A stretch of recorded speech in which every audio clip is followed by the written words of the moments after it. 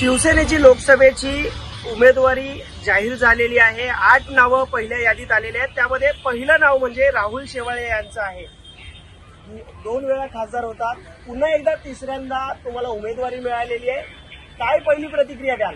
आज खूप आनंद होतोय, कारण आज छत्रपती शिवाजी महाराजांची जयंती आहे आणि त्या जयंतीचं औचित्य साधून शिवसेनेचे मुख्य नेते, महाराष्ट्र राज्याचे मुख्यमंत्री आदरणीय एकनाथ शिंदे साहेबांनी शिवसेना उमेदवारांची यादी घोषित केलेली आहे। त्यामुळे सर्व शिवसैनिकांमध्ये उत्साह आहे आणि महायुतीच्या सर्व पदाधिकाऱ्यांमध्ये पण उत्साह आहे, कारण आम्ही सर्वांनी जो संकल्प केलेला आहे, जो माननीय मुख्यमंत्री साहेबांनी पण संकल्प केला आहे की महाराष्ट्रात 45पेक्षा जास्त जागा जिंकायच्या आणि देशामध्ये अब की बार 400 पार, तर ते यशस्वी करण्याकरता आणि माननीय प्रधानमंत्री नरेंद्र मोदीजींच्या नेतृत्वाखाली एनडीएचं सरकार आणण्याकरता सगळ्यांनी जो संकल्प केलेला आहे तो संकल्प पूर्ण करण्याकरता आता सगळेजण जोमाने काम करतील आणि ह्या निवडणुकीला सामोरं जातील।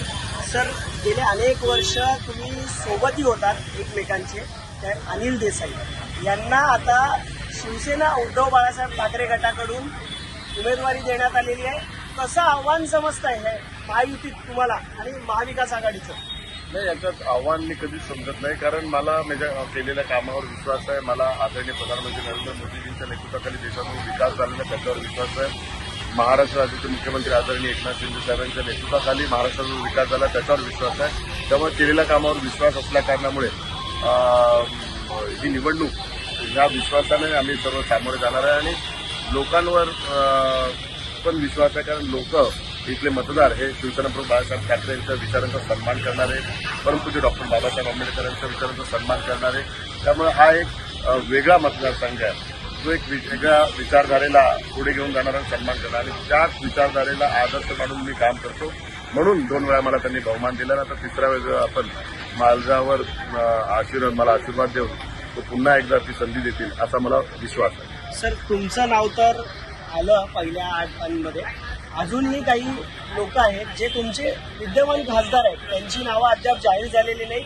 त्यांना धाकधूक लागलेली आहे की आपलं नाव येईल की नाही, आपल्याला सीट मिळेल की नाही। सगळ्यांना सीटच्या संदर्भातला जो काही निर्णय माननीय मुख्यमंत्री एकनाथ शिंदे साहेब घेतील आणि सगळ्यांच्या राजकीय कारकिर्दीचा सन्मान ते राखतील आणि कोणाची राजकीय कारकीर्द संपुष्टात येणार नाही याची संपूर्णता काळजी माननीय मुख्यमंत्री एकनाथ शिंदे साहेब घेतील।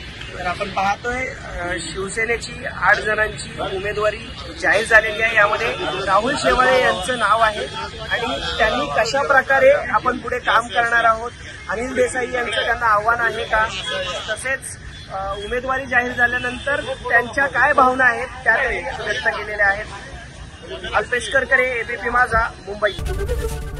एबीपी माझा, उघडा डोळे बघा नीट।